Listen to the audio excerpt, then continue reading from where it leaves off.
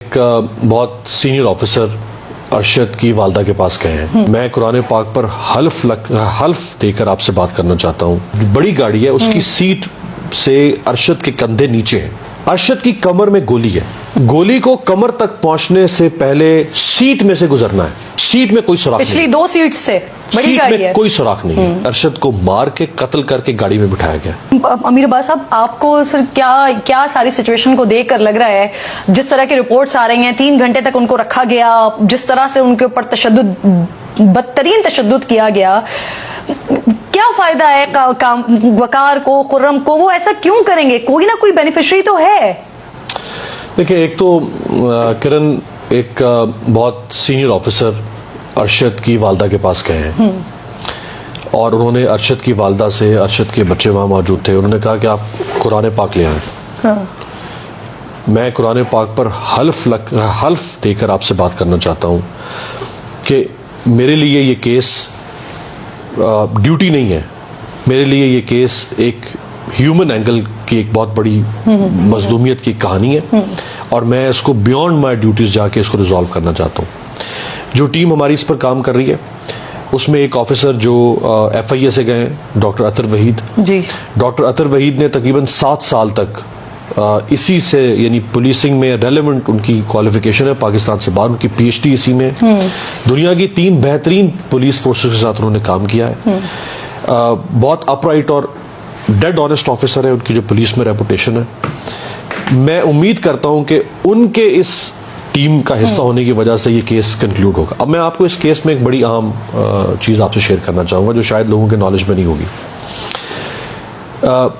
ارشد چونکہ driving seat کے ساتھ والی سیٹ پہ بیٹھے ہیں, پیسنجر سیٹ پہ, ارشد کی ہائٹ ہے 5 فٹ 7 انچ. جیسے میں اس وقت ایک کرسی پہ ہوں, آپ ایک کرسی پہ بیٹھی ہیں, تو گاڑی کی سیٹ, جو بڑی گاڑی ہے اس کی سیٹ سے ارشد کے کندھے نیچے ہیں اور سر کے پیچھے ہے ہیڈ ریسٹ. جو خون ناحق ہوتا ہے نا وہ ضرور آشکار ہوتا ہے. ارشد کی کمر میں گولی ہے, پسلیوں کی سائڈ پہ گولی پیچھے سے آئی ہے. گولی کو کمر تک پہنچنے سے پہلے سیٹ میں سے گزرنا ہے. سیٹ میں کوئی سوراخ نہیں, پچھلی 2 سیٹ سے بڑی گاڑی ہے, کوئی سوراخ نہیں ہے. ہیڈ ریسٹ میں کوئی سوراخ نہیں ہے.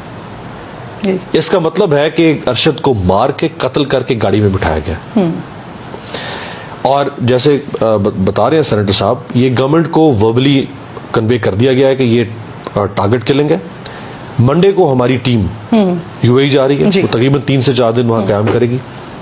وہاں سے واپسی پہ پھر وہ بلیک اینڈ وائٹ میں ایک کمپریہنسو رپورٹ گورنمنٹ کے سامنے رکھے گی اور اس رپورٹ میں یہ مینشن کیا جائے گا کہ یہ ٹارگٹ کلنگ ہے. یہ ہمارے ادارے اس کو کنفیس کریں گے کہ یہ ٹارگٹ کلنگ ہے.